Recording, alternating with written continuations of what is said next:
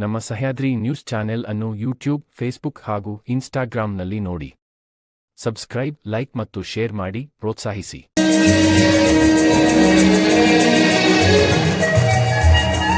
ಕೋರ್ಸ್ಗಳುಂಟಯ್ಯ, ಇಂಜಿನಿಯರ್ಗಳಾಗಲು ಕೋರ್ಸ್ಗಳುಂಟಯ್ಯ, ಬುದ್ಧ, ಬಸವ, ಗಾಂಧಿ, ಕುವೆಂಪು ಆಗಲು ಯಾವ ಕೋರ್ಸ್ಗಳುಂಟಯ್ಯ? ನಿಮ್ಮೊಳಗಿರೋ ಫೋರ್ಸ್ ಬೇಕಯ್ಯ ಅಂತ. ಆ ಫೋರ್ಸ್ ಇದ್ರೇನೆ ಲೈಫಲ್ಲಿ ಏನಾದ್ರು ಸಾಧಿಸಕ್ಕಾಗೋದು. ಬಹಳಷ್ಟು ಜನ ಸ್ಟೂಡೆಂಟ್ಸ್ ಅಂತಿರ್ತಾರೆ, ಸರ್ ನಾನು 10th ವರೆಗೂ ಕನ್ನಡ ಮೀಡಿಯಂ, ನನ್ಗೆ ಅಷ್ಟೇನು ಇಂಗ್ಲಿಷ್ ಬರಲ್ಲ. ಇಂಗ್ಲಿಷ್ ಕರೆಕ್ಟ್ ಆಗಿ ಬಂದ್ರೆ ಕಂಪನಿಯಲ್ಲಿ ಕೆಲಸ ಸಿಗುತ್ತೆ, ಬರ್ಲಿಲ್ಲ ಅಂದ್ರೆ ಕನ್ನಡ ಕರೆಕ್ಟ್ ಆಗಿ ಬಂದು ಕಂಪನಿಗೆ ಓನರ್ ಆಗ್ಬಿಡುತ್ತೆ ಮಗನ. ಹೇಳ್ತಾ ಇದ್ದೀನಿ ಸರಿ ಅಂತ. 10th ಅಲ್ಲಿ ಹುಡುಗ ಲೈಫಲ್ಲಿ ಏನಾದ್ರು ಸಾಧಿಸಕ್ ಹೋದ್ರೆ ಓವರ್ ಆಗಿ ಥಿಂಕ್ ಮಾಡ್ತೀವಿ. ಒಬ್ರು ಬಸ್ಸಲ್ಲಿ 2 ಟಿಕೆಟ್ ತಗೊಂಡಿದ್ದಂತೆ ಕಂಡಕ್ಟರ್ ಕೇಳಿದ್ರೆ 2 ಟಿಕೆಟ್ ಯಾಕೊಂಡ್ರೆ, ಸರ್ ಒಂದು ಟಿಕೆಟ್ ಕಳೆದ್ರೆ ಇನ್ನೊಂದು ಇರ್ಲಿ ಅಂತ. 2 ಕಳೆದ್ರೆ ಏನ್ ಮಾಡ್ತಿದ್ರೆ, ಬಸ್ ಇದೆ ಗೊತ್ತಾ ಅನ್ನಂತೆ. ಅದೇ ಲೈಫಲ್ಲಿ ಏನಾದ್ರೂ ಸಾಧಿಸಕ್ ಹೋದಾಗ ಓವರ್ ಆಗಿ ಥಿಂಕ್ ಮಾಡಬಾರ್ದು, ಪ್ರಯತ್ನ ನಿಯತ್ತಾಗಿರ್ಬೇಕು. ಒಂದು ಟ್ರೈನ್ ಹೋಗ್ತಾ ಇತ್ತಂತೆ, ಇಬ್ರು ಹುಡುಗರು ತಾತ ಹೋಗ್ತಾ ಇದ್ರೆ ಟ್ರೈನ್ ಹತ್ತಕ್ಕೆ, ಬೈ ಮಿಸ್ಟೇಕ್ ಟ್ರೈನ್ ಮಿಸ್ ಆಗಿದೆ. ಹುಡುಗರು ಟ್ರೈನ್ ಹತ್ತಿದ್ರೆ, ತಾತ ಟ್ರೈನ್ ಮಿಸ್. ಆವಾಗ ರೈಲ್ವೆ ಟಿ ಹೇಳಿದ್ರಂತೆ, ಸರ್ ಇನ್ನೊಂದು ಹಾಫ್ ಅನ್ ಅವರ್ಗೆ ಇನ್ನೊಂದು ರೈಲ್ ಬರುತ್ತೆ, ಹತ್ತಿಸ್ತೀನಿ ಅಂದ್ರೆ. ಅವಾಗ ತಾತ ಹೇಳಿದ್ರಂತೆ, ಯೋ ನಾನು ಫೀಲ್ ಆಗ್ತಿರೋದು ನನ್ನ ಟ್ರೈನ್ ಮಿಸ್ ಆಯ್ತು ಅಂತಲ್ಲ, ನನ್ನ ಹತ್ಸಕ್ ಬಂದು ಗಾಬರಿಯಲ್ಲಿ ಅವ್ರು ಹತ್ತು ಬಿಟ್ಟಿದ್ದಾರೆ.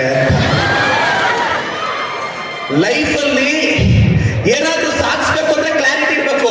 ಈ ಏಜ್ ಅಲ್ಲಾದ್ರೂ ಕ್ಲಾರಿಟಿ ಇಟ್ಕೊಳ್ಳಿ. ನಾ ಲೈಫಲ್ಲಿ ಒಬ್ಬರು ಕ್ಲಾರಿಟಿ ಇರುತ್ತೆ, ಅವನು ನೀವು ದುಡಿಬೇಕಾಗುತ್ತೆ. ಇವಾಗಾದ್ರೂ ಗೋಲ್ ಇಟ್ಕೊಳ್ಳಿ, ಲೈಫಲ್ಲಿ ಒಬ್ಬರು ಗೋಲ್ ಇರುತ್ತೆ, ಆ ಗೋಲ್ಗೆ ನೀವು ದುಡಿಬೇಕಾಗುತ್ತೆ. ಜೀವನದಲ್ಲಿ ಲೈಫ್ ಒಂಥರ ಕ್ರಿಕೆಟ್ ಇದ್ದಂಗೆ ಮಗ. 11 ಜನ ಫ್ರೆಂಡ್ಸೇ, 11 ಜನ ಫ್ರೆಂಡ್ಸೇ. ಒಂದ್ಸಲ ನೀನ್ ಬ್ಯಾಟ್ ಹಿಡಿದ್ರೆ ಅಷ್ಟು ಜನ ನೀನ್ ಯಾವಾಗ ಔಟ್ ಆಗ್ತೀಯ ಅಂತಾನೆ ಕಾಯ್ತಾರೆ. ಇದೇ ಜೀವನ ಅಂದ್ರೆ ಯಾರು ಟಚ್ ಮಾಡಲ್ಲ. ಒಂದ್ಸಲ ಗೆರೆ ಬಿಟ್ಟು ಮಗ ಎಲ್ಲರೂ ಅಟ್ಟೆ ಟೈಮ್ ಬಂದು ಕಾಲ್ ಎಳೆದು ಬಿಸಾಕ್ತಾರೆ. ನಾನು ಹೇಳ್ತಾ ಇರ್ತೀನಿ, ಲೈಫಲ್ಲಿ ಗೆಲ್ಲಬೇಕು ಅಂದ್ರೆ ಪ್ರದೀಪ್ ಈಶ್ವರ್ ಸಕ್ಸಸ್ ಸೀಕ್ರೆಟ್ ಏನು ಅಂದ್ರೆ, ನಮ್ಮ ಅಪ್ಪ ಅಮ್ಮ ಒಳ್ಳೆತನ, ಅದು ನನ್ನನ್ನು ಗೆಲ್ಸಿದ್ದು. ನಿಮ್ಮ ಅಪ್ಪ ಅಮ್ಮ ಒಳ್ಳೆತನ ನಿಮ್ಮನ್ನು ಗೆಲ್ಸುತ್ತೆ.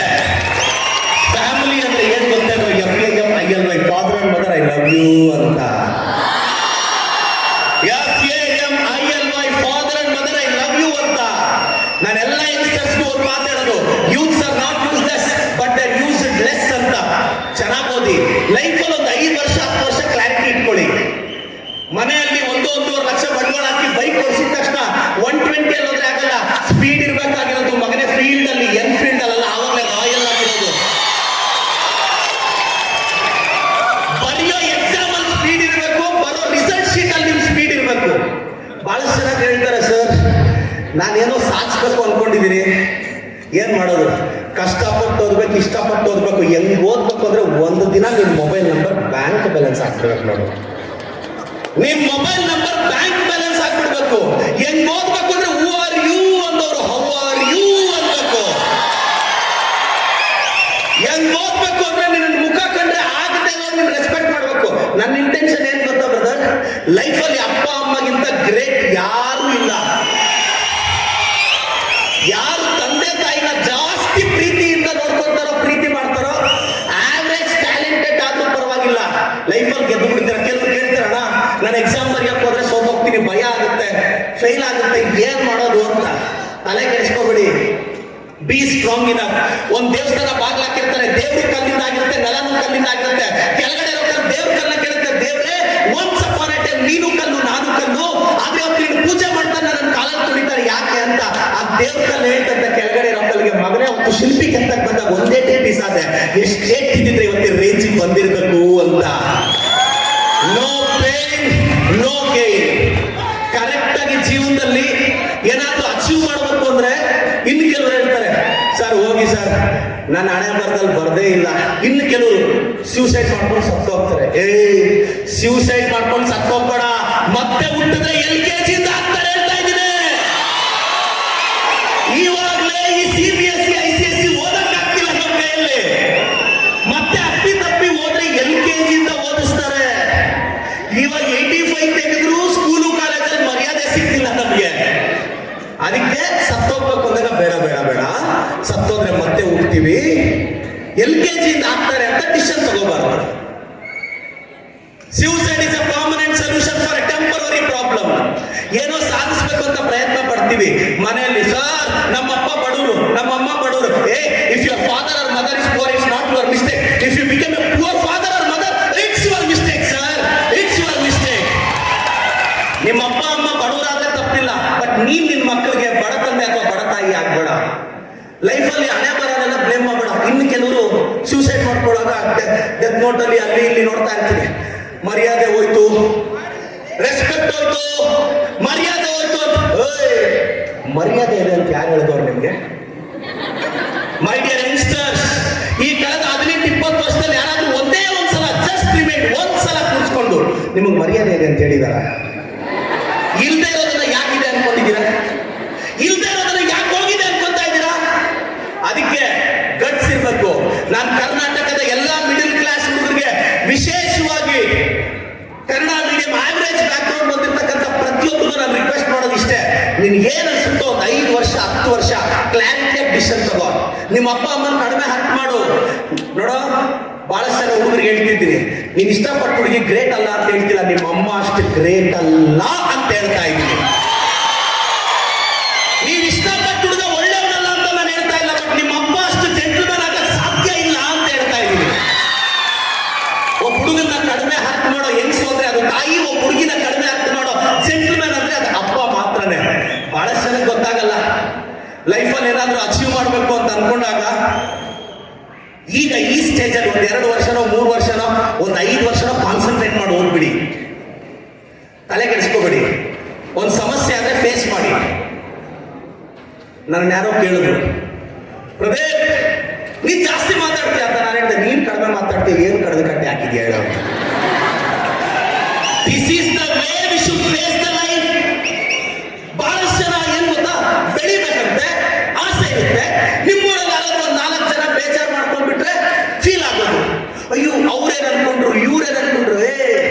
ನಿನ್ನ ಈ ಪ್ರಪಂಚದಲ್ಲಿ ಇಷ್ಟಪಡೋದು ಒಬ್ಬನೇ, ನೀನ್ ಈ ಪ್ರಪಂಚದಲ್ಲಿ 100% ಹೇಟ್ ಮಾಡೋದು ಒಬ್ಬನೇ. ಹೋಗಿ ನಿಮ್ ಮನೇಲಿ ಮಿರರ್ ನೋಡ್ಕೋ, ಅದ್ರಲ್ಲೊಬ್ಬ ಇದ್ದಾನೆ. ಅವ್ನು ನಿನ್ನ ಇಷ್ಟಪಟ್ಟಂಗೆ ಯಾರು ಇಷ್ಟಪಡಲ್ಲ, ಅವ್ನು ನಿನ್ನ ದ್ವೇಷದಂಗೆ ಯಾರು ದ್ವೇಷಲ್ಲ. ಇದೇ ಅಲ್ಟಿಮೇಟ್ ರಿಯಾಲಿಟಿ. ಇದನ್ನ ಎಂಗೇಜ್ ಅಲ್ಲಿ ಅರ್ಥ ಮಾಡ್ಕೊಂಡ್ಬಿಡ್ಬೇಕು. ಎಂಗೇಜ್ ಅಲ್ಲಿ ಅರ್ಥ. ಸರ್ ಹಂಗಾದ್ರೆ ನಾನು 10th ವರೆಗೂ ಆವರೇಜ್ ಸ್ಟೂಡೆಂಟು, ನಾನೀಗ ಸ್ಟೇಟ್ ಟಾಪರ್ ಆಗ್ತೀನ ಸರ್ ಅಂದ್ರೆ, ಶೇಕ್ಸ್ಪಿಯರ್ ಯಾವತ್ತು ಇಂಗ್ಲಿಷಲ್ಲಿ MA ಮಾಡಲಿಲ್ಲ. ಇವತ್ತು ಯಾರು ಶೇಕ್ಸ್ಪಿಯರ್ ನ ಓದ್ತೆ ಇಂಗ್ಲಿಷಲ್ಲಿ MA ಮಾಡಕ್ಕಾಗಲ್ಲ. ಏನಾಗಿದೆ ಅಂತಲ್ಲ, ಏನ್ ಮಾಡ್ತೀವಿ ಅನ್ನೋದೇ ಮ್ಯಾಟ್ರು. ನಂದೊಂದು ಡೈಲಾಗ್ ಸಾಂಗ್ ಕೂಡ ಆಯ್ತು, ಮಮ್ಮಿ ಫೇಶ್ ಮಮ್ಮಿ ಫೇಶ್. ನದಿಯಲ್ಲಿ 2 ಮೀನಿರುತ್ತೆ, ಮಗು ಮೀನು ಮಮ್ಮಿ ಫಿಶ್ ನ ಕೇಳುತ್ತೆ, ಮಮ್ಮಿ ಫೇಶ್ ಮಮ್ಮಿ ಫೇಶ್ ಮಮ್ಮಿ ಫೇಶ್. ನಾವೆಲ್ಲ ಯಾಕೆ ಫಿಶ್ ನೀರಲ್ಲಿ ಇದೀವಿ ಅಂದ್ರೆ, ಆ ಭೂಮಿಯಲ್ಲೆಲ್ಲ ಸೆಲ್ಫಿಶ್ ಇದಾವೆ ಕಣೋ ಅಂತ. ಬಹಳಷ್ಟು ಜನಕ್ಕೆ ನಾನು ಹೇಳೋದು ಇಷ್ಟೇ, ನಾನು ಲೈಫಲ್ಲಿ ಒಂದು ತೀರ್ಮಾನ ತಗೊಂಡಿದ್ದೆ, ನಾನು ಬಿಗ್ ಬಾಸ್ ಹೋಗೋರ್ಗು ಬಿಗ್ ಬಾಸ್ ನೋಡಬಾರ್ದು ಅಂತ. ಮೊನ್ನೆ ಹೋಗಿ ಬಂದೆ. ನಾನು ಓಪನಿಂಗ್ ಡೇ ನಾನೇ ಗೆಸ್ಟ್. ನಾನು 17-18 ವರ್ಷದ ಹಿಂದೆ ನನ್ನ ತಂದೆ ತಾಯಿ ಸರ್ಕಾರಿ ಆಸ್ಪತ್ರೆಯಲ್ಲಿ ನೆರೆಯ ಆಂಧ್ರ ಪ್ರದೇಶದಲ್ಲಿ ಸೂಕ್ತ ಸಮಯಕ್ಕೆ ಚಿಕಿತ್ಸೆ ಸಿಗದೆ ತೀರ್ಕೊಂಡಾಗ ಈ ಪ್ರಪಂಚ ಬಿಟ್ಟು ಖಾಲಿ ಜೇಬು ಒಡೆದ ಹೃದಯ ಖಾಲಿ ಹೊಟ್ಟೆಯಲ್ಲಿ ಬೆಂಗಳೂರು ಬಂದಾಗ, ಸಾವಿರಾರು ಜನ ಬೆಂಗಳೂರು ಬಂದು ಸೋತೋಗ್ಬಿಟ್ಟು ಲಗೇಜ್ ಎತ್ಕೊಂಡು ವಾಪಸ್ ಬರ್ತಾರೆ. ಆದ್ರೆ ನನ್ನಂತ ಹುಡುಗರು ಯಾರು ಬೈದ್ರು, ಟ್ರಾಲ್ ಮಾಡಿದ್ರು. ಇನ್ನೊಂದು ಹೇಳ್ತೀನಿ, ನಮ್ಮ ಕರ್ನಾಟಕದ 12 ಪೇಜಸ್ ಕ್ರಶ್. 12 ಪೇಜಸ್ ಕರ್ನಾಟಕದಲ್ಲಿ ನನ್ನಷ್ಟು ಯಾರನ್ನೂ ಇಷ್ಟಪಡಲ್ಲ ಅವರು. And I very happy for that. ಯಾಕೆಂದ್ರೆ ಮೊದಲು ನಮ್ಮೂರು ಗಲ್ಲಿಯಲ್ಲೇ ನಾನು ಯಾರು ಅಂತ ಗೊತ್ತಿರಲಿಲ್ಲ. ಇವತ್ತು ಗೂಗಲ್ ಅಲ್ಲಿ ಒಂದು 500-600 ಪೇಜ್ ಇದೆ, ಸಾಕಿಷ್ಟೇ. ಸಾಧನೆ ಅಂದ್ರೆ ನಿನ್ ಬಗ್ಗೆ ನೀನ್ ಮಾತಾಡೋದಲ್ಲ, ನಿನ್ ಬಗ್ಗೆ ಕರ್ನಾಟಕ ಮಾತಾಡೋದು. ನಾನು ಹೇಳೋದಿಷ್ಟೇ, ಇಲ್ಲಿರೋ ಎಲ್ಲ ಯಂಗ್ಸ್ಟರ್ಸ್ಗೆ, ಸ್ಪೆಷಲಿ ತಂದೆ ತಾಯಿಗೆ, ನಿಮ್ಮ ಮನೆ ದೊಡ್ಡ ಮಗನಾಗ ಒಂದು ಅಡ್ವೈಸ್ ಕೊಡ್ತೀನಿ ಸರ್. ಸರ್ ನಿಮಗೆ ಮದುವೆ ಆಗಿ 1-2 ಮಕ್ಕಳಾದಾಗ ನೀವೇನು ಯೋಚನೆ ಮಾಡಿದ್ರಿ ಸರ್? ನಿಮ್ಮ ಮಗನ ಫ್ಯೂಚರ್, ನಿಮ್ಮ ಮಗಳ ಫ್ಯೂಚರ್, ಅವ್ರ ಎಜುಕೇಶನ್, ಅವ್ರ ಸೇವಿಂಗ್ಸ್, ಗ್ರ್ಯಾಂಡ್ ಆಗಿ ಮದುವೆ ಮಾಡಬೇಕು, ಒಳ್ಳೆ ಕಡೆ ಕೊಟ್ಟು ಮದುವೆ ಮಾಡಬೇಕು. ಅಂದ್ರೆ ನಿಮಗ್ ಮದುವೆ ಆದ್ಮೇಲೆ ನಿಮಗೆ ನಿಮ್ಮ ಮಕ್ಕಳ ಬಗ್ಗೆ ಚಿಂತೆ, ನಿಮ್ಮ ಮಕ್ಕಳು ಅವ್ರ ಮಕ್ಕಳ ಬಗ್ಗೆ ಯೋಚನೆ ಮಾಡ್ತಾರೆ ಸರ್, ನಿಮ್ಮ ಬಗ್ಗೆ ಯಾಕೆ ಯೋಚನೆ ಮಾಡ್ತಾರೆ? ಇದೇ ನಿಜ ಸರ್. ನೀವ್ ಹೆಂಗೆ ನಿಮ್ಮ ಮಕ್ಕಳ ಬಗ್ಗೆ ಯೋಚನೆ ಮಾಡಿದ್ರು, ನಿಮ್ಮ ಮಕ್ಕಳು ಅವ್ರ ಮಕ್ಕಳ ಬಗ್ಗೆ ಯೋಚನೆ ಮಾಡ್ತಾರೆ. ಅದಕ್ಕೆ ಒಂದು ವಯಸ್ಸವರೆಗೂ ಬೆಳೆಸಿ ಒಳ್ಳೆ ಮನೆ ಕೊಟ್ಟು ಮದುವೆ ಮಾಡಿ, ಇಲ್ಲಾಂದ್ರೆ ಅವ್ರು ಏನೋ ಮಾಡಿ ಆರಾಮಾಗಿ ನೆಮ್ಮದಿಯಾಗಿ ಇಟ್ಕೊಳ್ಳಿ. ಬಟ್ ಎಲ್ಲ ತಾಯಂದ್ರಿಗೂ ಹೇಳ್ತೀನಿ, ದಯವಿಟ್ಟು ದುಡುಕಿ ಅಕೌಂಟಲ್ಲಿ ದುಡ್ಡೆಲ್ಲ ಮಕ್ಕಳಿಗೆ ಕೊಟ್ಟು ಬಿಡಬೇಡಿ. ಸ್ವಲ್ಪ ಎತ್ತಿಡ್ರಮ್ಮ ಪ್ಲೀಸ್. ಯಾವುದೋ ಒಂದು ವೀಕ್ ಮೂಮೆಂಟ್ ಅಲ್ಲಿ ಮಗ ಮಗಳಿಗೆ ಎಲ್ಲ ಕೊಟ್ಬಿಟ್ಟು ಅವ್ರು ನನ್ಗೆ ಚೆನ್ನಾಗಿ ನೋಡ್ಕೊಂತಾರೆ. ಇಲ್ಲ, ಮೊಮ್ಮಕ್ಕಳು ಮಾತು ಕೇಳಲ್ಲ, ಮಕ್ಕಳು ನಿಮ್ಮ ಮಾತನ್ನ ರೆಸ್ಪೆಕ್ಟ್ ಮಾಡಲ್ಲ. ಅದಕ್ಕೋಸ್ಕರ ಸ್ವಲ್ಪ ದುಡ್ಡು ನಿಮ್ಮ ಅಕೌಂಟಲ್ಲಿ ಇಟ್ಕೊಳ್ಳಿ. ಏನಿದು ಇಷ್ಟ ಹೇಳ್ತಾನೆ ಅಂತ ಅನ್ಕೋಬಿಡಿ. ವಿಧವೆ ಬಾಧೆ ಏನು ಅಂತ ಮುತ್ತೈದೆಗೆಲ್ಲ ಅರ್ಥ ಆಗುತ್ತೆ. ಅಪ್ಪ ಅಮ್ಮ ವ್ಯಾಲ್ಯೂ ಏನಂತ ಇಲ್ಲದೆ ಅವ್ರು ನನ್ನಂತವರೇ ಕರೆಕ್ಟಾಗಿ ಹೇಳಕ್ ಸಾಧ್ಯ. ನಾನು ಮನಸ್ಸಿಂದ ಮಾತಾಡ್ತಾ ಇದ್ದೀನಿ. ಇಲ್ಲಿರೋ ಎಲ್ಲ ಸ್ಟೂಡೆಂಟ್ಸು, ಸರ್ ಒಂದು ಸಮಸ್ಯೆ ಬಂದ್ರೆ ಏನ್ ಫೇಸ್ ಮಾಡ್ಬೇಕು ಸರ್? ಲಾಠಿ ತಗೊಂಡು ನಾಯಿ ನೋಡಿ, ನಾಯಿ ಲಾಠಿ ನೋಡಿ ಹೇಳ್ಕೊಳ್ಳುತ್ತೆ. ಅದೇ ಲಾಠಿ ತಗೊಂಡು ಸಿಂಹ ನೋಡಿ ಹೊಡೆದಿರೋರು ಹೇಳ್ಕೊಳ್ಳುತ್ತೆ. ಮಗನೇ, ಸಿಂಹಕ್ಕೆ ಹೊಡೆದಿರೋ ಪ್ರಾಬ್ಲಮ್, ನಾಯಿಗೆ ಲಾಠಿ ಪ್ರಾಬ್ಲಮ್. ಯಾಕೆ ಹೇಳ್ತಾ ಇದ್ದೀನಿ ಅಂದ್ರೆ, ಏನಾದ್ರೂ ಸಮಸ್ಯೆ ಬಂದಾಗ find the root cause of the problem. Problem is not at a problem. If you think problem is a problem, then problem becomes problem. ಸಮಸ್ಯೆ ಬಂದಾಗ ಕೂಲಾಗಿರ್ಬೇಕು. ಕೆಲವರು ಹೇಳ್ತಾರೆ, ಏನ್ ಗೊತ್ತಾ ಸರ್, ನಮ್ಮೂರಲ್ಲ ನಾನು ಯಾರು ಕೇರ್ ಮಾಡ್ತೀರಾ ಸರ್, ನಮ್ಮ ಫ್ಯಾಮಿಲಿಯಲ್ಲಿ ಯಾರು ರೆಸ್ಪೆಕ್ಟೇ ಮಾಡ್ತೀರಾ. ಅಪ್ಪ, ಒಂದು ಗ್ಲಾಸಲ್ಲಿ ಹುಳ ಬಿದ್ರೆ ಏನ್ ಮಾಡ್ತೀಯಾ? ಗ್ಲಾಸಲ್ಲಿ ಇರೋ ನೀರು ಬಿಸಾಕ್ತೀಯಾ? ಅದೇ ಹುಳ ತುಪ್ಪದಲ್ಲಿ ಬಿದ್ರೆ ಹುಳ ಬಿಸಾಕ್ತೀಯ ನೀನು? ತುಪ್ಪದಲ್ಲಿ ಹುಳ ಬಿದ್ರೆ ಯಾವತ್ತಾದ್ರೂ ತುಪ್ಪ ಬಿಸಾಕ್ತಾರ? ಯಾಕಂದ್ರೆ ಬಿಸಾಕಕ್ಕಾಗದೇ ಇರೋಷ್ಟು ವ್ಯಾಲ್ಯೂ ಅದ್ರದ್ದು. ಅದಕ್ಕೆ ಸೊಸೈಟಿಯಲ್ಲಿ ಬಿಸಾಕಕ್ಕಾಗಬಾರ್ದು. ಆ ರೇಂಜಲ್ಲಿ ಬೆಳಕು ನಿಂತ್ಕೊಳ್ತೀನಿ. ತುಂಬಾ ಜನ ಸ್ಟೂಡೆಂಟ್ಸ್ ಇದ್ದೀರಾ. Believe your self. ಲೈಫಲ್ಲಿ ಯಾವುದಕ್ಕೂ ಹಂಚಬೇಡಿ. ಅಪ್ಪ ಅಮ್ಮ ಗಟ್ಟಿಯಾಗಿದ್ದಂಗೆ ನಾವು ಅವ್ರಿಗೆ ಥ್ಯಾಂಕ್ಸ್ ಹೇಳ್ಬೇಕು. 4 ಜನ ನಿನಗೆ ಮರ್ಯಾದೆ ಕೊಡ್ಬೇಕು ಅಂದ್ರೆ ಚೆನ್ನಾಗಿ ಓದ್ಕೋಬೇಕು. ಓದ್ಕೊಂಡೆ ಹೆಸರು ಬರುತ್ತೆ, ಸ್ಟೇಟಸ್ ಬರುತ್ತೆ, ದುಡ್ಡು ಬರುತ್ತೆ. ಸೊ ಲೈಫಲ್ಲಿ ಫಿಲಾಸಫಿ ಎಲ್ಲ ಮಾತಾಡ್ಬೇಡಿ. ಸ್ಟೂಡೆಂಟ್ಸ್ ಒಂದು ಏಜ್ ಅಲ್ಲಿ ಒಂದು 18-20 ವರ್ಷ ಬಂದ್ರೆ ದುಡ್ಡು ಮುಖ್ಯ ಅಲ್ಲ. ಹೋಗು, ಈ ಫಂಕ್ಷನ್ ಆದ್ಮೇಲೆ ಲೋಕಲ್ ಹೋಗಿ ಒಂದು ಮಸಾಲೆ ದೋಸೆ ತಿಂದು ಅವ್ರಿಗೇನು ಮಸಾಲೆ ದೋಸೆ ತಿಂದ್ಮೇಲೆ, sir I am 10 state topper, 30 ರೂಪಾಯಿ ಕೊಡು ಅಂತಾರೆ. ಸರ್ ನಾನು PUC all India topper, 30 rupees Google ಪೇನ ಫೋನ್ ಪೇನ ಅಂತಾರೆ. ಕರೆನ್ಸಿಗೂ ತನ್ನದೇ ಆದ ವ್ಯಾಲ್ಯೂ ಇರುತ್ತೆ. ಅದು ಬಹಳ ಮುಖ್ಯ, ನೆನ್ಪಿಟ್ಕೋ. ನಾನು ಹೇಳೋದಿಷ್ಟೇ, ನಿಮ್ಮ ಅಪ್ಪ ಅಮ್ಮ ನಿನ್ ಫ್ಯೂಚರ್ ಇದು ಅಲ್ಟಿಮೇಟ್. ನೀನೇನಾದ್ರೂ ಆಗ್ತೀಯ ಅಂದ್ರೆ ಲೈಫಲ್ಲಿ ರಿಸ್ಕ್ ಮಾಡು, ಬಟ್ ಇನ್ನೊಬ್ಬರು ಯಾವತ್ತೂ ರಿಸ್ಕ್ ಮಾಡಬೇಡ. The greatest risk in life not taking risk at this point of time. ಇವಾಗ ರಿಸ್ಕ್ ತಗೊಳ್ದೆ ಇದ್ದರೆ ದೊಡ್ಡ ರಿಸ್ಕ್ ಆಗ್ಬಿಡುತ್ತೆ. ನಾನು ಹೇಳ್ತಾ ಇರ್ತೀನಿ, ನನ್ನ ಮಂದಿ ಕೇಳ್ತಾರೆ, ಸರ್ ನಾನು ಡಾಕ್ಟರ್ ಆಗ್ಬೇಕು ಅಂತ MBBS ಮಾ ಬಾಪ್ ಕಾ ಬಡಾ ಸಪನಾ ಅಂತ. MBBS ಮೇರಾ ಬಾಯ್ ಅವ್ರ ಬಹನೋं ಕಾ ಬಡಾ ಸಪನಾ ಅಂತ. ಅಪ್ಪ ಅಮ್ಮ ಇಲ್ದಾರ ಹುಡುಗ, ಬ್ಯಾಕ್ ಗ್ರೌಂಡ್ ಇಲ್ದಾರ ಹುಡುಗ, ಖಾಲಿ ಜೇಬಲ್ ಬೆಂಗಳೂರು ಬಂದಂತ ಹುಡುಗ. ನಮ್ಮಂತ ಹುಡುಗರೇ ವಿಧಾನಸೌಧದಲ್ಲಿ ಒಂದು ಚೇರ್ ಗಿಡ್ಸ್ಕೊಂಡಿದೀವಿ ಅಂದ್ರೆ ಅಟ್ಲೀಸ್ಟ್ ನೀವು ಡಿಸ್ಟ್ರಿಕ್ಟ್ ಟಾಪರ್ ಆಗಕ್ಕಾಗಲ್ವಾ? ಸ್ಟೇಟ್ ಟಾಪರ್ ಆಗಕ್ಕಾಗಲ್ವಾ? ಸರ್ ಹಂಗಾದ್ರೆ ನೆಕ್ಸ್ಟ್ 10 ಇಯರ್ಸ್ ನಮ್ಮ ಟಾರ್ಗೆಟ್ ಏನು? 10 ವರ್ಷ ನಿನ್ ಬಗ್ಗೆ ಯಾರು ಏನ್ ಅನ್ಕೊಂಡ್ರು ಕಿವಿಗೆ ಹಾಕೋಬಾರ್ದು. ಬಹಳಷ್ಟು ಜನ ಏನ್ ಗೊತ್ತಾ, ಯಾರಾದ್ರೂ ನನ್ನನ್ನ ಮೊನ್ನೆ ಒಬ್ರು ಬಂದು ಉತ್ತರ ಕರ್ನಾಟಕದ ಹುಡುಗ ಕೇಳ್ದ, ಸರ್ ನಾನು ಸಕ್ಸಸ್ ಆಗ್ಬೇಕು ಅಂತಿದ್ದೀನಿ, ನಿಮ್ ತರ ಏನೋ ಸಾಧಿಸ್ಬೇಕು ಅಂತಿದ್ದೀನಿ ಅಂತ. ನಾನು ಆ ಹುಡುಗನಿಗೆ ನನ್ನ ಲೈಫಲ್ಲಿ ಬಿದ್ದಿರೋ ಕಷ್ಟಗಳೆಲ್ಲ ತೋರಿಸ್ದಾಗ ಅವ್ರು ಹೇಳ್ತಾರೆ, ಸರ್ ಹಿಂಗೆಲ್ಲ ಏನ್ ಬರಕ್ಕಾಗುತ್ತೆ ಜೀವನದಲ್ಲಿ ಬೇರೆ ಅಂತ. ನೋಡಪ್ಪ, ಬೈದ್ರೆ ಬೈಸ್ಕೋಬೇಕು. ನಿನ್ನನ್ನು ಯಾರು ತಲೆ ಮೇಲೆ ಇಟ್ಕೊಂಡು ಯಾರು ಹೋಗಳಲ್ಲ. ಬೈಯೋದಾದ್ರೆ ಈಸಿಯಾಗಿ ಬೈದು ಹೊರಟೋಗ್ತಾರೆ. ಅದಕ್ಕೆ ನೆಕ್ಸ್ಟ್ 10 ಇಯರ್ಸ್ ನೀನು ಅನ್ಕೊಂಡಿದ್ದು ಸಾಧಿಸೋದು ತಲೆಗೆಡ್ಸ್ಕೋಬೇಡ. ಎರಡನೇದು, ಸ್ವಲ್ಪ ಡಿಸ್ಟರ್ಬೆನ್ಸ್ ಇಂದ ಒಂದು 4-5 ವರ್ಷ ದೂರ ಇರಿ. ದೇವರ ಹಣೆಗೂ ಹೇಳ್ತೀನಿ, ಈ ಏಜಲ್ಲಿ ನಿಮ್ಮ ಥಾಟ್ಸ್ ಬೇರೆ ತರ ಇರುತ್ತೆ. ಬಹಳಷ್ಟು ಜನ ಹುಡುಗರಿಗೆ ಏನೊಂದು ಕಾಲೇಜ್ ಬಂದಿದ್ದ ತಕ್ಷಣ, ನಾನು ಅನ್ಕೊಂಡ್ರೆ ಎಷ್ಟು ಬೇಕಾದ್ರೂ ದುಡ್ಡು ಮಾಡ್ತೀನಿ, ನಾನು ಅನ್ಕೊಂಡ್ರೆ ಮದುವೆ ಆಗ ಕ್ಯೂವಲ್ಲಿ ನಿಂತ್ಕೋವೆ. ನೀನ್ ಕ್ಯೂವಲ್ಲಿ ನಿಂತ್ಕೊಂಡ್ರು ಹುಡುಗಿನ ಕೊಡಲ್ಲ, ಮೊನ್ನೆ ಬರ್ದಿಟ್ಕೋ.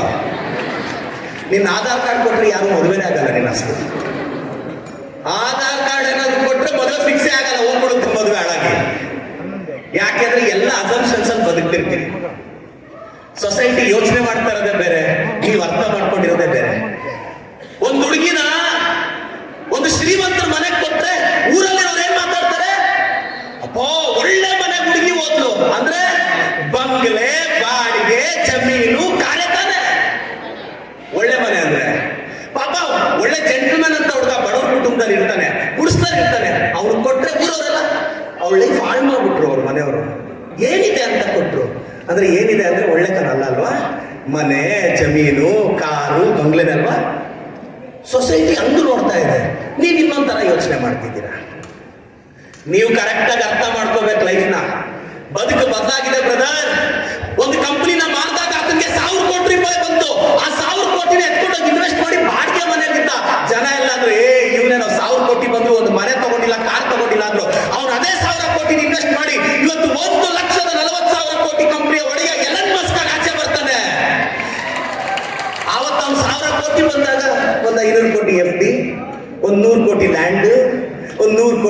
ಆಸ್ತಿ ಅಂದಿದ್ರೆ ಎಲ್ಲಿ ಹೋಗ್ತಿದ್ದ?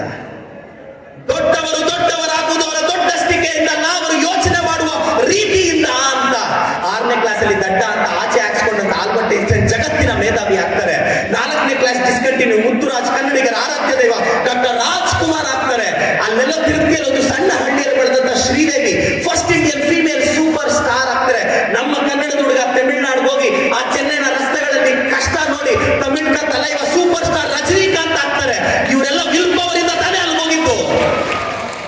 ಇವರೆಲ್ಲ ನನಗೆ ಬ್ಯಾಕ್ ಗ್ರೌಂಡ್ ಇಲ್ಲ, ಆಸ್ತಿ ಇಲ್ಲ ಅಂದಿದ್ರೆ ನಾನೆಲ್ಲ ಪೇರೆಂಟ್ಸ್ಗೆ ಹೇಳ್ತೀನಿ, ಮಕ್ಕಳಿಗಾಗಿ ಆಸ್ತಿ ಮಾಡಬೇಡಿ, ಮಕ್ಕಳನ್ನೇ ಆಸ್ತಿಯನ್ನಾಗಿ ಮಾಡಿ ಅಂತ. ಲೈಫಲ್ಲಿ ನಿಮ್ಮ ಮಕ್ಕಳೇನಾದ್ರೂ ಸಾಧಿಸ್ತಿ ಅಂದ್ರೆ ಬಿಟ್ಬಿಡಿ, ಪ್ರಯತ್ನ ಪಡಲಿ. ಮತ್ತೆ ಇನ್ನು ಕೆಲವರು ಹೇಳ್ತಾರೆ, ಸರ್ ನಾನು ಫೇಲ್ ಆಗ್ಬಿಟ್ಟೆ.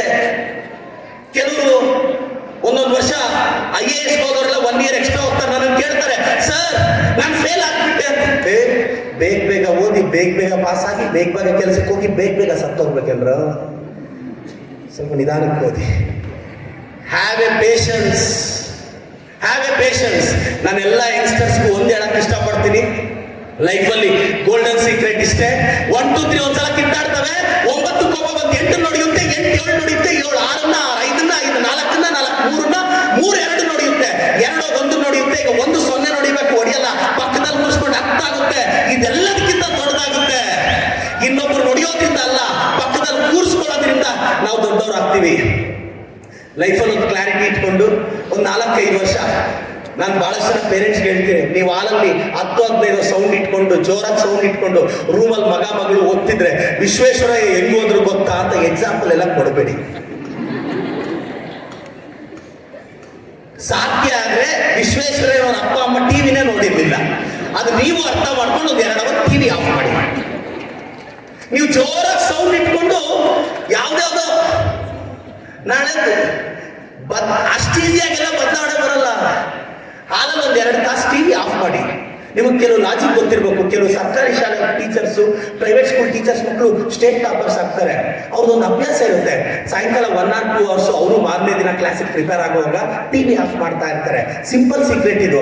ಅವಾಗ 2 ಅವರ್ ಹೆಂಗೂ ಟಿವಿ ಇರಲ್ಲ, ಮಗುನು ಹಾಲಲ್ಲಿ ಕೂತ್ಕೊಂಡು ಏನೋ ಬರೆದು ಅವ್ನು ಗೆದ್ಬಿಟ್ಟಿರ್ತಾರೆ. ಇದೆಲ್ಲ ದೊಡ್ಡದೇನಿಲ್ಲ, ನಾವು ಹಾಲಲ್ಲಿ ಟಿವಿ ಹಾಕೊಂಡು ಅಲ್ವಾ. ಮತ್ತೆ ನಿಮ್ಮ ಮಕ್ಕಳು ರಾತ್ರಿ 12 ಗಂಟೆವರೆಗೂ ರೂಮಲ್ಲಿ ಲೈಟ್ ಆನ್ ಮಾಡಿ ಓದ್ತಿದ್ರು, ಎಷ್ಟು ಕಷ್ಟಪಟ್ಟು ಓದ್ತಿದಾರೋ ಅಂತೆಲ್ಲ ಅನ್ಕೋಬೇಡಿ. ರೂಮಲ್ಲಿ ಲೈಟ್ ಆನ್ ಆಗಿದ್ರೆ ಓದ್ತಾರೆ ಅಂತಲ್ಲ. 10th ಸ್ಟ್ಯಾಂಡರ್ಡ್ ಅಲ್ಲಿ ಮಾರ್ಕ್ಸ್ ಕಡಿಮೆ ಬಂದರೂ ಪರವಾಗಿಲ್ಲ, PUC ಅಲ್ಲಿ. ಇನ್ನು ಕೆಲವರು ಪಾಪ ಈ 10th ಸ್ಟ್ಯಾಂಡರ್ಡ್ ವರ್ಗೂ ಹುಡುಗಿರು ಅವ್ರ ಅಪ್ಪ ಅಮ್ಮ ಏನಾದ್ರು 100 ರೂಪಾಯಿ 200 ರೂಪಾಯಿ ಬಚ್ಚಿಟ್ರೆ ಎತ್ಕೊಂಡು ನಿಂತಿದ್ರಂತೆ. 4 ತಿಂಗಳಾದ್ರೂ ಯಾವ ಡಬ್ಬದಲ್ಲೂ ದುಡ್ಡು ಸಿಕ್ಕಿಲ್ಲ. ಒಬ್ಬ ಹುಡುಗ ಅವ್ರ ಅಮ್ಮನ ಕೇಳಿದಂತಮ್ಮ, 4 ತಿಂಗಳು ಇಲ್ಲ, ನಮ್ಮ ಅಪ್ಪ ಅಮ್ಮ ಆಗರ್ಭ ಶ್ರೀಮಂತರಲ್ಲ, ಬೆಂಗಳೂರಿಗೆ ಬಂದು ಒಂದು ಅಕಾಡೆಮಿ ಕಟ್ಟೆ more than 500 ಜನಕ್ಕೆ ಕೆಲಸ ಕೊಟ್ಟಿದ್ದೀನಿ, 1 ತಿಂಗಳ ಮುಂಚೆ ಪಾಠ ಮಾಡ್ತಿದ್ದೆ, ಟಿಕೆಟ್ ಸಿಕ್ತು, ಓದೆ, ಧೈರ್ಯವಾಗಿ ಫಿಯರ್ಲೆಸ್ ಆಗಿ ಎಲೆಕ್ಷನ್ ನಿಂತ್ಕೊಂಡೆ, ಗೆದ್ದು ಬಿಟ್ಟೆ.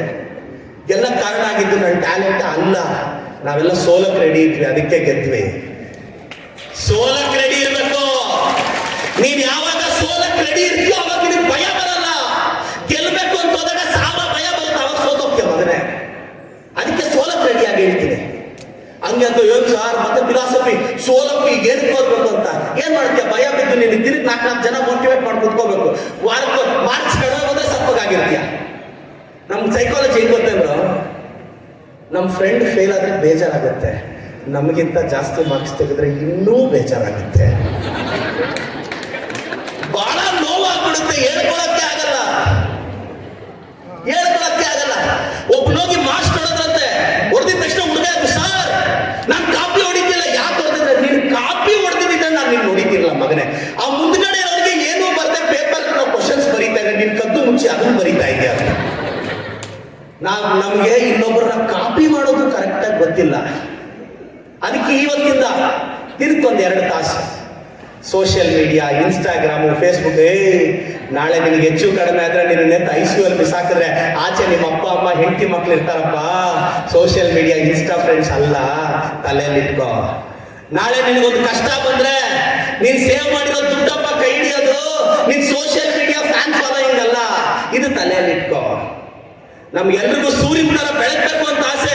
ಯಾಕೆ ಸೂರ್ಯನ ತರ ಫಸ್ಟ್ ಉರಿಬೇಕು ಅನ್ನೋ ಲಾಜಿಕ್ ಯಾಕೆ ನಮ್ಗೆ ಗೊತ್ತಾಗಿಲ್ಲ. ಆಕಾಶದ ಎತ್ತರಕ್ಕೆ ಎಲ್ಲೋ ಚಂದ್ರಗ್ರಹದಲ್ಲಿ ನೀರಿದೆಯಾ ಅಂತ ಹುಡುಕ್ತಾ ಇನ್ನು ಎಲ್ಲ ದೂರದ ಗ್ರಹದಲ್ಲಿ ಟೆಕ್ನಾಲಜಿನ ಲ್ಯಾಂಡ್ ಮಾಡ್ತಿದೀವಿ ನಾವು. ಯಾಕೋ ನಮ್ಮ ಮನೇಲಿರೋ ಕಷ್ಟನ ಇವತ್ತಿಗೂ ಅರ್ಥ ಮಾಡ್ಕೊಂತಿಲ್ಲ ನಾವು. ಏನ್ ಮಾಡೋದು, ಲೈಫ್ ಅಷ್ಟೇ.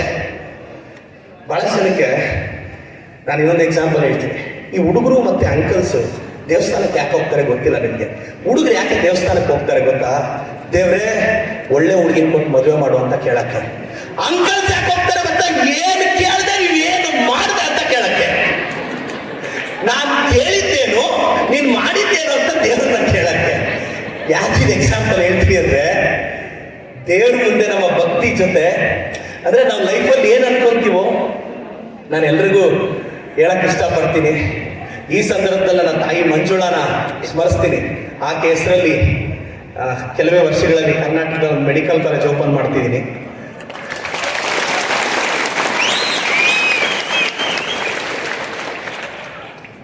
ಯಾಕಿದು ಮಾಮ್ಸ್ ಅಂತ ನನ್ನ ಅದೃಷ್ಟ ಹೆಸರು ಚೆನ್ನಾಗಿ ಸಿಕ್ತು. Moms MOMS Manjula organisation of medical science ಅಂತ ನನ್ನ ತಾಯಿ ಹೆಸರಲ್ಲಿ.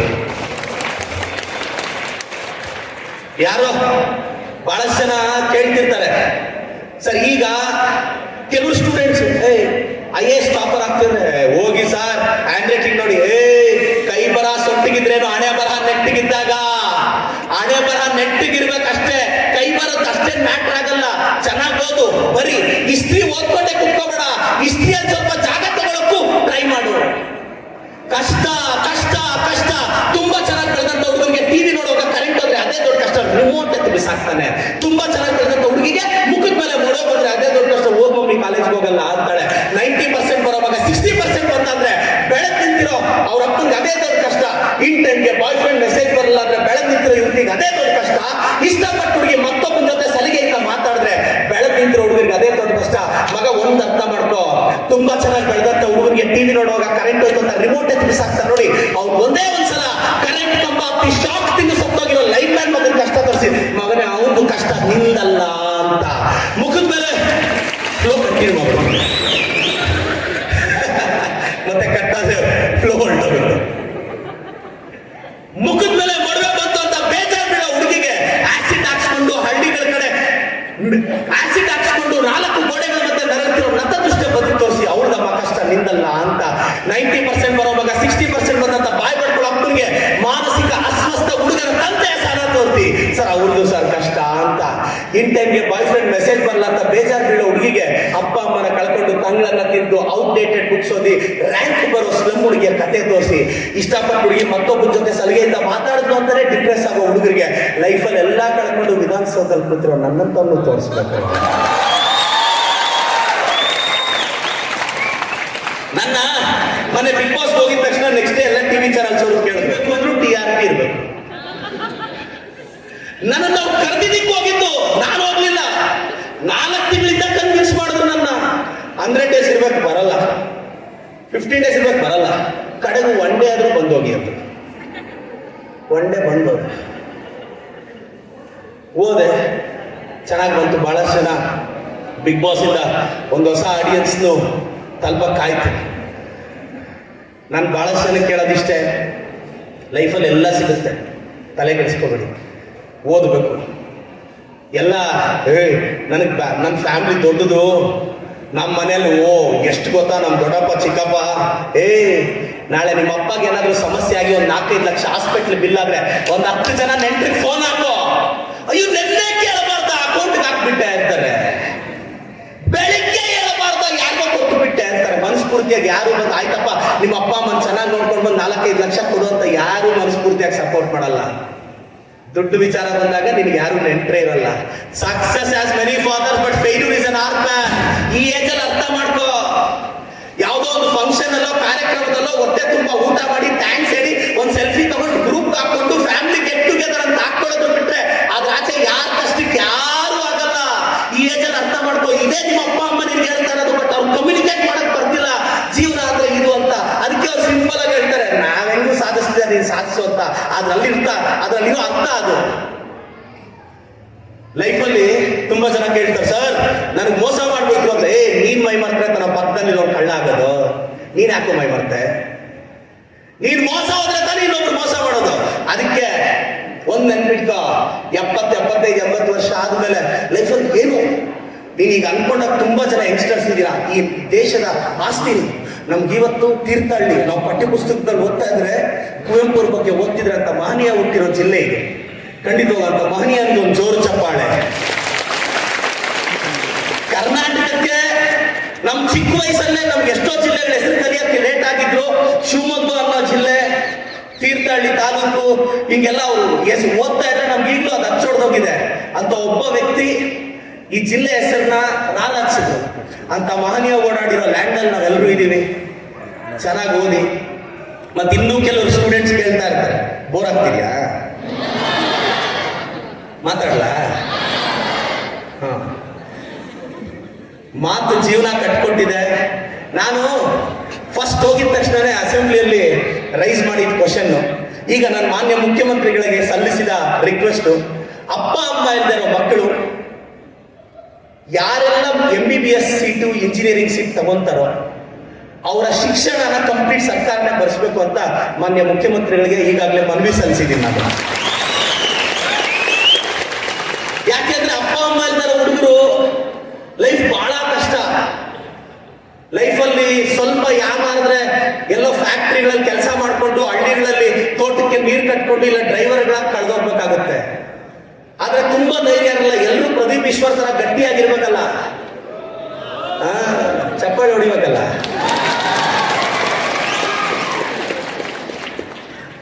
ನನ್ನ ಮೇಲೆ ಯಾರಾದ್ರೂ ಕಲ್ಲಾಕಿದ್ರೆ ನಾನು ಅವ್ರ ಮೇಲೆ ಫ್ಲವರ್ ಹಾಕ್ತೀನಿ, ಬಟ್ ಪಾಟು ಸೇರ್ಸಾಕೋರ್ಗು ಸುಮ್ಮನೆ ಇದ್ದೀನಿ. ಜೀವನ ಅಂದ್ರೆ ಇದೆ, it's a new way of philosophy. ಚೆನ್ನಾಗಿ ಓದಬೇಕು. ಒಂದು ಎಕ್ಸಾಂಪಲ್ ಇದೆ ಸರ್, ಇಲ್ಲಿರೋ ಎಲ್ಲ ಹೆಣ್ಮಕ್ಳು ತಂದೆ ತಾಯಿ ವ್ಯಾಲ್ಯೂ ಅರ್ಥ ಮಾಡ್ಕೊಂಡ್ಬಿಟ್ಬಿಡಿ. ಒಂದು ನದಿ ದಾಟ್ತಾ ಇರ್ತಾರೆ, ಅಪ್ಪ ಅಮ್ಮ ಇಬ್ರು ಕೈ ಇಟ್ಕೊಂಡು ಹೋಗ್ತಾ ಇರ್ತಾರೆ, ನೀರ್ ಜೋರಾಗಿ ಬರುತ್ತೆ, ಮಗಳು ಹೇಳ್ತಾಳೆ ಅಪ್ಪ ಕೈ ಇಟ್ಕೋ ಅಂತ. ಮಗಳೇ, ಒಬ್ಬರ ಕೈ ಒಬ್ರು ಇಟ್ಕೊಂಡಿದೀವಲ್ವಾ, ಡಿಫ್ರೆನ್ಸ್ ಏನಾಗುತ್ತೆ ಅಂತ. ಅಪ್ಪ ಈಗ ನಾನು ನಿನ್ ಕೈ ಇಟ್ಕೊಂಡಿದ್ದೀನಿ, ನೀರ್ ಜೋರಾಗಿ ಬಂದ್ರೆ ನಾನು ಬಿಟ್ಬಿಡ್ತೀನಿ, ಸಪೋಸ್ ನೀನ್ ನನ್ನ ಕೈ ಇಟ್ಕೊಂಡ್ರೆ ಎಷ್ಟೇ ಜೋರಾಗಿ ಬಂದ್ರು ಬಿಡಲ್ಲಪ್ಪ, ಅದಕ್ಕೆ ನನ್ನ ಕೈ ಇಟ್ಕೋ ಅಂತ ಕೇಳ್ತಾ ಇದ್ದೀನಿ ಅಂತ. ಯಾಕಂದ್ರೆ ವಯಸ್ಸಿಗೆ ಬಂದಾಗ ಅಪ್ಪ ಅಮ್ಮ ಕೈ ಮಕ್ಕಳು ಈಸಿಯಾಗಿ ಬಿಟ್ಬಿಡ್ತಾರೆ, ಬಟ್ ಅಪ್ಪ ಅಮ್ಮ ಅಷ್ಟು ಈಸಿಯಾಗಿ ಬಿಡಲ್ಲ. ಏನೊಂದು ಏಜ್ ಬಂದಿದ ತಕ್ಷಣ 10 ರಿಂದ 20 ವರ್ಷ ನಮ್ಮಪ್ಪ ಗ್ರೇಟ್, 20 ರಿಂದ 30 ವರ್ಷ ನಮ್ಮಪ್ಪ ಸೂಪರ್, 30 ರಿಂದ 40 ವರ್ಷ ಸುಮ್ಮನೆರಪ್ಪ ನಿನ್ಗೆ ಗೊತ್ತು, 40 ರಿಂದ 50 ವರ್ಷ ಹೇಳಮ್ಮ ಅಪ್ಪನಿಗೆ ಎಲ್ಲರಿಗೂ ಬಾಯಿ ಆಗ್ತಾರೆ ಅಂತ. 50-55 ವರ್ಷ ಆದ್ಮೇಲೆ ಆ ಹುಡುಗನ್ಗೆ ಅವ್ರ ಅಪ್ಪ ಕರೆಕ್ಟ್ ಅನಿಸ್ತಾನೆ, ಅವ್ರ ಅಪ್ಪ ಕರೆಕ್ಟ್ ಅನ್ಸೋದು, ಅವ್ರ ಮಗನ್ಗೆ ಅವ್ನು ಹಂಗಾಗೋಗಿರ್ತಾನೆ. ಅಲ್ಲಿವರೆಗೂ ಅವ್ರ ಅಪ್ಪ ಗ್ರೇಟ್ ಅಂತ ಎಲ್ಲ ಅನ್ನಿಸ್ತಾನೆ. ಅದಕ್ಕೆ ಅಪ್ಪ ಅಮ್ಮನ ಇನ್ನು ಕೆಲವರು ಒಂದು ಏಜ್ ಬಂದಿದ ತಕ್ಷಣ ಬಹಳಷ್ಟು ಜನ ಹೆಣ್ಮಕ್ಳು ಈ ಸೀಕ್ರೆಟ್ ಅರ್ಥ ಮಾಡ್ಕೋಬೇಕಮ್ಮ. ಚಿಕ್ಕ ವಯಸ್ಸಲ್ಲಿ ನೀನು ಬೆಳೆಯೋವಾಗ ನಿಮ್ಮಪ್ಪ ನಿನ್ನ ಬೈಕಲ್ಲಿ ಮುಂದೆ ಕೂರಿಸ್ಕೊಂಡು ಊರೆಲ್ಲ ಸುತ್ತಾಡಿಸ್ತಾರೆ. ಒಂದು ಹಂತಕ್ಕೆ ಬಂದಾಗ ನೀವು ಇಷ್ಟಪಟ್ಟವ್ರು ಬೈಕಲ್ಲಿ ಹಿಂದೆ ನಿಮ್ಮನ್ನು ಸುತ್ತಾಡಿಸ್ತಾರೆ. ಇದ್ರ ಅರ್ಥ ಏನು ಗೊತ್ತಾ, ನಿಮ್ಮ ಅಪ್ಪನ ನಿನ್ನ ಮುಂದೆ ಇರಬೇಕು ಅಂತ ಆಸೆ, ನಿನ್ನನ್ನು ಇಷ್ಟಪಟ್ಟವ್ರಿಗೆ ನೀನು ಹಿಂದೆ ಬಿದ್ದಿರಬೇಕು ಅಂತ ಆಸೆ. ಯಾರು ಗ್ರೇಟ್ ಇದ್ದಾರೆ? ಅಪ್ಪ ಅಮ್ಮನೇ. ಬಹಳ ಜನ ಹೆಣ್ಮಕ್ಳು ಹುಡುಗರು ಯಾಕೋ ಗುರಾಯಿಸ್ತಾ ಇದ್ದೀರಾ? ಇಷ್ಟೊಂದು ಸೋಷಲ್ ಚಪ್ಪಾಳೆ ಹೊಡಿತಾ ಇದ್ರು. ನಿಮ್ ಬಗ್ಗೆ ಹೇಳ್ತೀನಿ. ಮತ್ತೆ ಇವಾಗ ಫಸ್ಟ್ ಹುಡುಗರ ಬಗ್ಗೆ ಹೇಳಿದ್ರೆ ಸ್ತ್ರೀ ವಿರೋಧಿ ಅಂದ್ಬಿಡ್ತಾರೆ. ಮತ್ತೆ ನಾವು ಪೊಲಿಟಿಷಿಯನ್ಸ್ ಎರಡೂ ಕಡೆ ಮಾತಾಡಬೇಕು.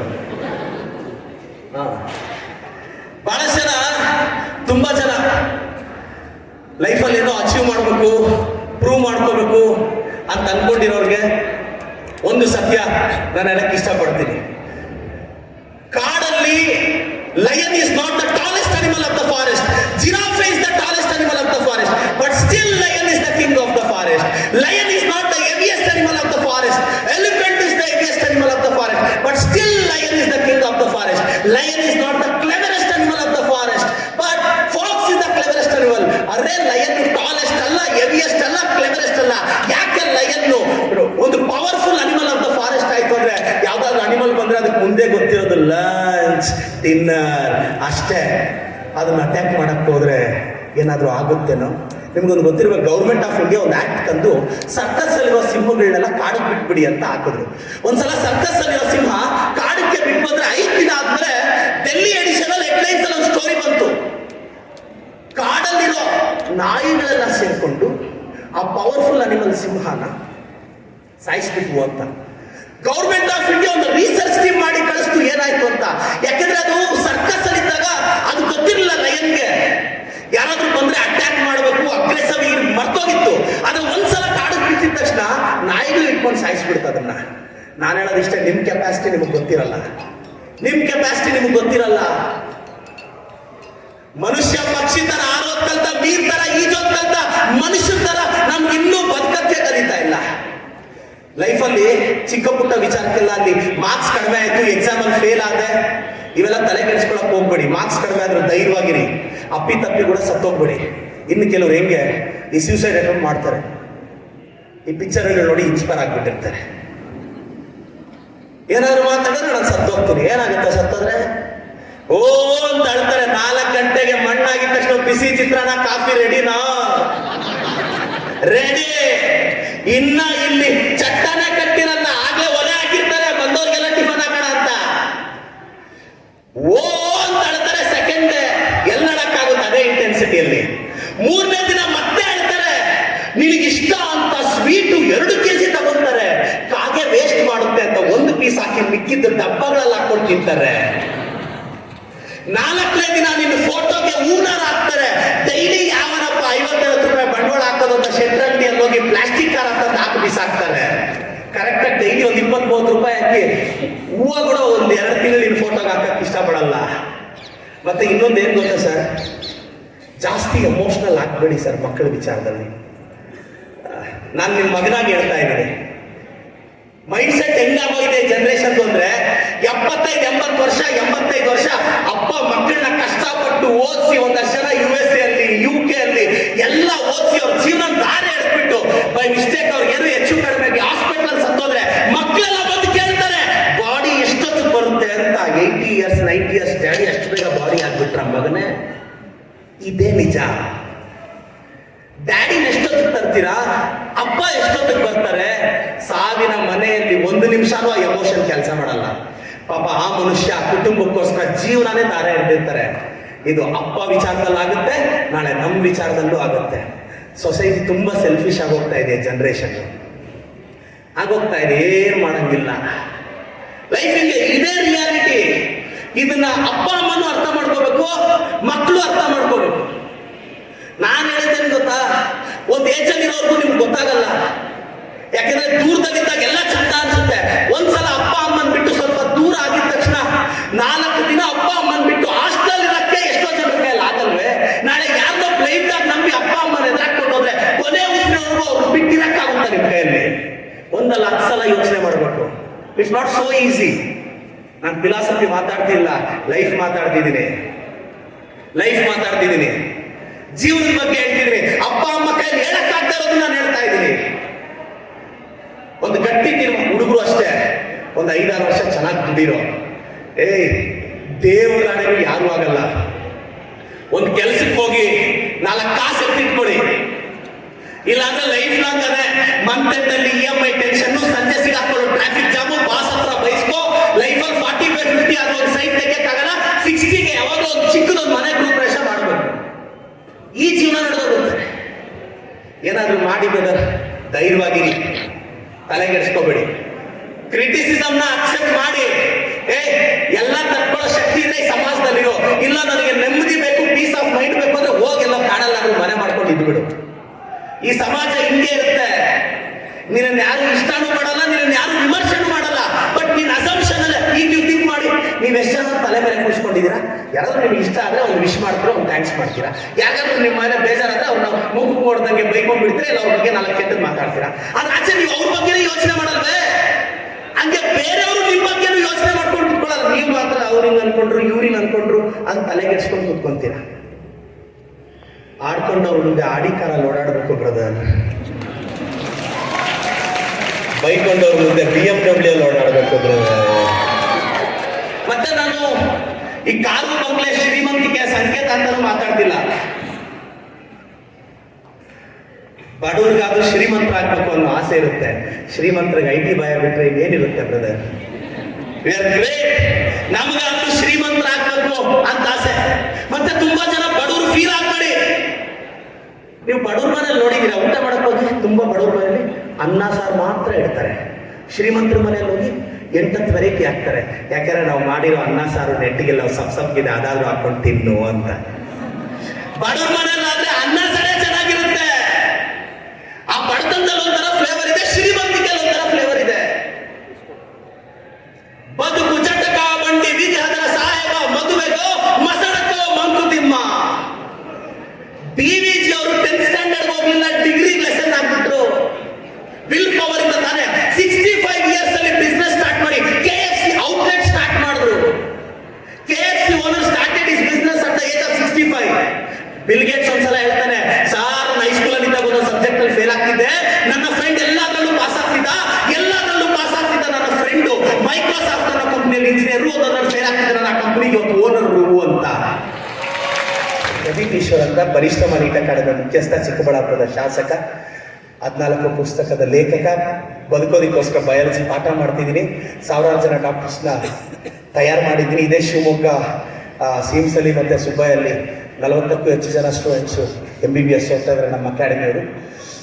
ಪ್ರಿಸ್ಕ್ರಿಪ್ಷನ್ ಬರೆಯೋ ಹುಡುಗರಿಗೆ ನಾನು ಡಿಸ್ಕ್ರಿಪ್ಷನ್ ಕೊಡ್ತಾ ಇದ್ದೀನಿ. ಕರ್ನಾಟಕದಲ್ಲಿ ಪಿಂಕ್ ಕಲರ್ ನೋಟ್ ಮಾತ್ರ ಸಂಪಾದಿಸೋದೇ ಲೈಫ್ ಅಲ್ಲ, ರೆಡ್ ಕಲರ್ ಹಾರ್ಟ್ ಬಚಾವ್ ಮಾಡೋದು ಲೈಫ್ ಅಂತ ಹೇಳ್ಕೊಡೋ ಹುಡುಗರನ್ನ ರೆಡಿ ಮಾಡಿ ಸಮಾಜಕ್ಕೆ ಬಿಡ್ತಾ ಇದ್ದೀನಿ. ವೈಟ್ ಚಾಕ್ಪೀಸು ವಿದ್ಯೆ ಕೊಟ್ರೆ ವೈಟ್ ಕೊಟ್ಟು ಜೀವ ಕೊಡುತ್ತೆ ಅನ್ನೋರ್ನ ನನ್ನನ್ನು ಯಾರೋ ಕೇಳಿದ್ರು, ನೀವು MLA ಆದ್ಮೇಲೆ ಹೆಂಗ ಅನಿಸ್ತು ಅಂತ. ಕಳೆದ 8 ವರ್ಷದಿಂದ ವೈಟ್ ಕೋಟ್ ಹಾಕಿ ಅಭ್ಯಾಸ, ಕಳೆದ 8 ತಿಂಗಳಿಂದ ವೈಟ್ ಶರ್ಟು ವೈಟ್ ಬಟ್ಟೆ ಹಾಕಿ ಅಭ್ಯಾಸ. ಜೀವನ ಇಷ್ಟೇ. ಬಹಳಷ್ಟು ಜನಕ್ಕೆ ದಾರಿದೀಪ ಆಗಿದ್ದೀನಿ. ಒಂಟಿತನ, ಬೇಸರ, ಬೇಜಾರು ಎಲ್ಲದರ ನಡುವೆ ವಿಮರ್ಶೆಗಳು, ಲೈಫಲ್ಲಿ ಏನಾಗುತ್ತೆ ಎಲ್ಲದರ ಮಧ್ಯೆ ಒಂದು ವಿಲ್ ಪವರ್, ಚದುರದ ವಿಲ್ ಪವರೇ ನಮ್ಮನ್ನು ಮುಂದೆ ನಡೆಸೋದು.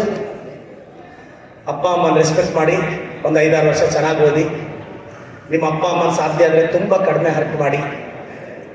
ಲೈಫಲ್ಲಿ ಜಾಸ್ತಿ ಡಿಸ್ಟರ್ಬ್ ಎಲ್ಲ ಆಗಬೇಡಿ. ನಾನು ಹೇಳ್ತಾ ಇರ್ತೀನಿ, ಪ್ರೀತಿ ಅಂದರೆ ಏನು?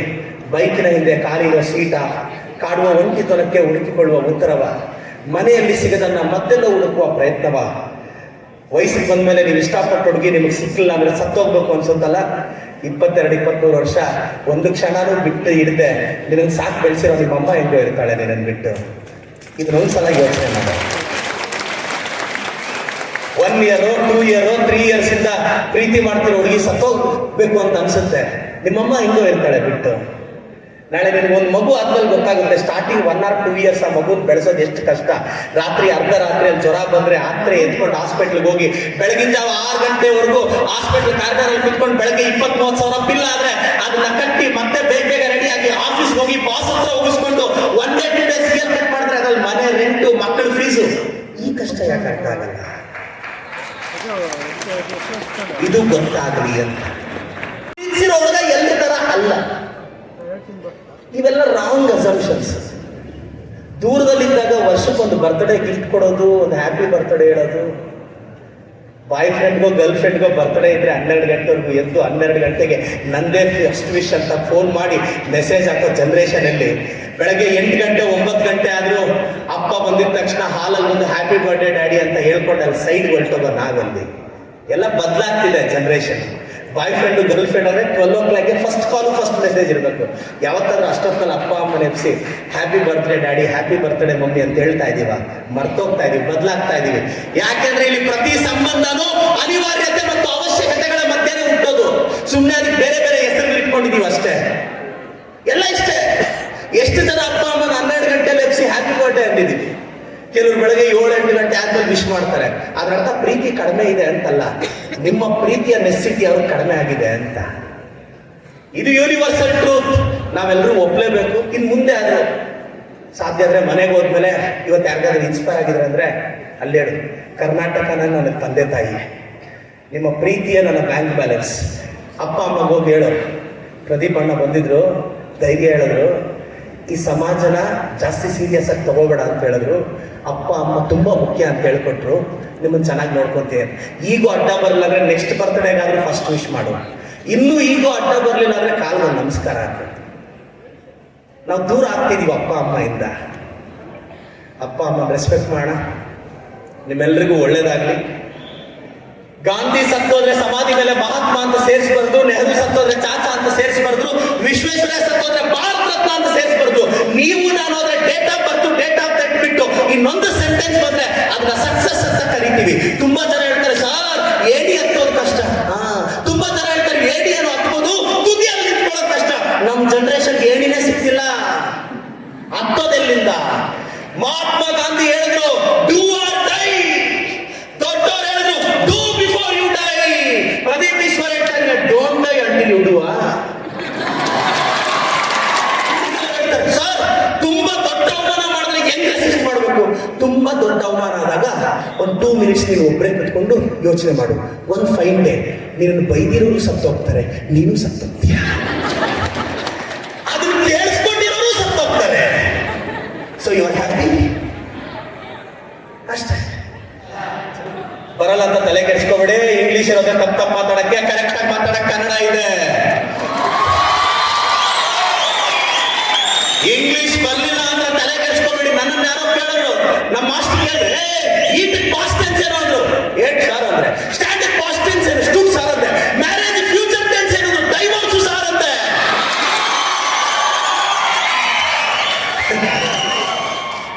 ಈ ಸಂದರ್ಭದಲ್ಲಿ ನನ್ನ ತಾಯಿ ಮತ್ತು ನನ್ನ ಶ್ರೀಮತಿಯನ್ನ ನೆನೆಸ್ಕೋಬೇಕು. ಯಾಕೆಂದ್ರೆ ನನಗೆ ಮಾತನಾಡೋದು ಹೇಳ್ಕೊಟ್ಟಿರೋ ನನ್ನ ತಾಯಿಗೆ, ಸೈಲೆಂಟ್ ಆಗಿ ಇರಬೇಕು ಅಂತ ಹೇಳ್ಕೊಟ್ಟಿರೋ ನನ್ನ ಶ್ರೀಮತಿಗೆ ಧನ್ಯವಾದ ಹೇಳ್ಕೊಡ್ತೀನಿ. ಅವರಿಬ್ಬರು ನನ್ನ great. Thank you so much. ಜೈ ಕರ್ನಾಟಕ ಮಾತೆ. ನೀಟ್ ಮತ್ತೆ CET ಪರೀಕ್ಷೆಗೆ ಹೋದವ್ರು ನಾನು ಹೇಳ್ತೀನಿ. ಈಗ NEET exam May 5th fix ಆಗಿದೆ. CET ತುಂಬಾ ಜನ ನೀವೇನ್ ಮಾಡಿ, ಸ್ವಲ್ಪ ನೀವು NCERT ಪ್ರಿಪ್ರೇಷನ್ ಆದ್ಮೇಲೆ ಲಾಸ್ಟ್ 1 ಮಂತ್ 12th ಮುಗ್ದಿರೋರಿಗೆ ನನ್ನ ಅಭಿಪ್ರಾಯ ಏನಂದ್ರೆ ಒಂದು 14-15 ಅವರ್ಸ್ ನೀವು ಸೆಲ್ಫ್ ಸ್ಟಡಿ ಕೊಟ್ಟುಬಿಟ್ರೆ ತುಂಬಾ ಎಫೆಕ್ಟಿವ್ ಆಗುತ್ತೆ. ಇಮಿಡಿಯೇಟ್ ಆಗಿ 12th ಮುಗಿಸಿರೋರು, ನಾನು ಒಂದು ಕೋಚಿಂಗ್ ಸೆಂಟರ್ ಇಟ್ಟಿದ್ದೀನಿ. ಆದರೆ ನನ್ನ ಸಿನ್ಸಿಯರ್ ಅಡ್ವೈಸ್ ಏನು ಗೊತ್ತಾ, ಆ 30 days ಅಲ್ಲಿ ಜನರಲ್ ಆಗಿ ಕೋಚಿಂಗ್ ಸೆಂಟರ್ಗೆ ಹೋಗಿ ಪ್ರೂವ್ ಮಾಡ್ಕೊಳ್ಳೋದು ಬಹಳ ಕಷ್ಟ. ಏನಾಗ್ಬಿಡುತ್ತೆ ಅಂದರೆ ನಾವು 98, ನಾನು ಲಾಸ್ಟ್ 2 years ಇಂದ ಕ್ರ್ಯಾಶ್ ಕೋರ್ಸ್ ಮಾಡೋದು ಫೇಲ್. ನಾವು ಫಸ್ಟ್ ಇಯರ್ ಕ್ರ್ಯಾಶ್ ಕೋರ್ಸ್ ಮಾಡಿದ್ವಿ, ಫೇಲ್ ಆದ್ವಿ. ಸಿಲೆಬಸ್ ಮುಗಿಸ್ಬೇಕು ಅಂದ್ರೆ 10 hour ಪಾಠ ಮಾಡಬೇಕು, ಓದಕ್ಕೆ ಟೈಮ್ ಕೊಡೋಕ್ಕಾಗಲ್ಲ. ಅದಕ್ಕೆ ನಿಮ್ಮ ಟೀಚರ್ಸ್ ಏನು ಹೇಳ್ಕೊಟ್ಟಿರ್ತಾರೋ ಅದನ್ನ ದಿನಕ್ಕೆ ಒಂದು 14 hour ಕುತ್ಕೊಂಡು ಓದಿ. ಮತ್ತೆ ನೀಟ್ ಎಕ್ಸಾಮಲ್ಲಿ physics, chemistry, biology syllabus delete ಮಾಡಿದ್ದಾರೆ. ಅದನ್ನ ಇಟ್ಕೊಂಡು 100% ಒಂದು 600 ಸಾಕು ಅಂದರೆ ದಯವಿಟ್ಟು NCERT ಸ್ಟಿಕ್ ಆನ್ ಆಗಿ. ನಮ್ಮ ಸ್ಟೂಡೆಂಟ್ಸ್ ತುಂಬ ಜನ ಇಲ್ಲಿ ಓದ್ತಿರೋ ಭಾಳಷ್ಟು ಜನ ನನ್ನ ಸ್ಟೂಡೆಂಟ್ಸು ಬಂದಿದ್ದಾರೆ, MBBS ಓದ್ತಿದ್ದಾರೆ ಇಲ್ಲಿ. NCERTಗೆ ಸ್ಟಿಕ್ ಆನ್ ಆಗಿ. ಫಸ್ಟ್ ಸ್ಟೆಪ್, ನೀವೇನಾದ್ರೂ 1 year ಡ್ರಾಪ್ ತಗೊಂಡು ಓದಂಗಿದ್ರೆ ಪ್ರಾಬ್ಲಮ್ ಇಲ್ಲ, ಡೀಟೇಲ್ಡ್ ಆಗಿ ಓದ್ಬೋದು. ಮತ್ತೆ ಸೆಲೆಕ್ಟಿವ್ ಸ್ಟಡಿ ಓದಬೇಕು. ಮತ್ತೆ CETಗೂ ಅಷ್ಟೇ ತುಂಬಾ ಜನಕ್ಕೆ ಏನು ಅಂದ್ರೆ ಫಿಸಿಕ್ಸ್, ಕೆಮಿಸ್ಟ್ರಿ, ಮ್ಯಾಥ್ಸ್ CET ಅಲ್ಲಿ ನೆಗೆಟಿವ್ ಇರಲ್ಲ. ಸೊ 16 ಅಟೆಂಡ್ ಮಾಡಿ, ಬಿಟ್ಟು ಬರಬೇಡಿ, ಕ್ಲಿಕ್ ಆಗು. ಬಟ್ ನೀಟಲ್ಲಿ ನೆಗೆಟಿವ್ ಇರುತ್ತೆ, ಹಂಗೆ ಮಾಡಕ್ಕೆ ಹೋಗ್ಬೇಡಿ. ಮತ್ತೆ ಡೀಟೇಲ್ಡ್ ಆಗಿ ನಾನು ಪ್ರದೀಪ್ ಈಶ್ವರ್ ಕ್ಲಾಸಸ್ ಅಂತ ಕನ್ನಡದ ಹುಡುಗರಿಗೆ ಅನುಕೂಲ ಆಗಲಿ ಅಂತ ನಾನು ಪ್ರತಿ ಟಾಪಿಕ್ನ ಕನ್ನಡದಲ್ಲಿ ಎಕ್ಸ್ಪ್ಲೈನ್ ಮಾಡ್ತಿದ್ದೀನಿ. ಅದಕ್ಕೆ ಯಾವುದೇ ಫೀಸ್ ಏನು ಇರಲ್ಲ, ಯೂಟ್ಯೂಬಲ್ಲಿ ಅಪ್ಲೋಡ್ ಮಾಡಿ ವಿಡಿಯೋಸ್ ಬಿಡ್ತೀನಿ. ಆದ್ಮೇಲೆ ಏನಾದೆ ಅಂತ ನನ್ನಂಥ ಹುಡುಗರು ಗೆದ್ದಾಗ ಏನಾಗುತ್ತೆ ಅಂತ. ನನ್ನ ತಂದೆ ತಾಯಿ ಇನ್ ಟೈಮ್ಗೆ ಚಿಕಿತ್ಸೆ ಸಿಗದೆ ಆಸ್ಪತ್ರೆಯಲ್ಲಿ ತೀರ್ಕೊಂಡ್ರು. ಆ ಕಾರಣಕ್ಕೆ ಮೊನ್ನೆ ಸೆಪ್ಟೆಂಬರ್ 12 ನನ್ನ ತಾಯಿ ಬರ್ತಡೆಗೆ ಅಮ್ಮ ಆಂಬ್ಯುಲೆನ್ಸ್ ಅಂತ 5 ಆಂಬ್ಯುಲೆನ್ಸಸ್ 24/7 ಫ್ರೀ ಆಗಿ ಬಿಟ್ಟಿದ್ದೀನಿ ನನ್ನ ಕಾನ್ಸ್ಟಿಟ್ಯೂನ್ಸಿಯಲ್ಲಿ. ಮೊದಲನೇ ಎಷ್ಟೋ ಸಲ ಹಬ್ಬಕ್ಕೆ ನಾನು ಕನ್ನಡ ಮೀಡಿಯಮಲ್ಲಿ ಓದೋನು, ಒಂದೊಳ್ಳೆ ಬಟ್ಟೆ ಹಾಕೋಬೇಕು ಅಂತ ಆಸೆ ಇರ್ತಿತ್ತು. ಅವತ್ತು ಎಮೋಷನಲಿ ತುಂಬ ಕಷ್ಟ ಆಗ್ತಿತ್ತು.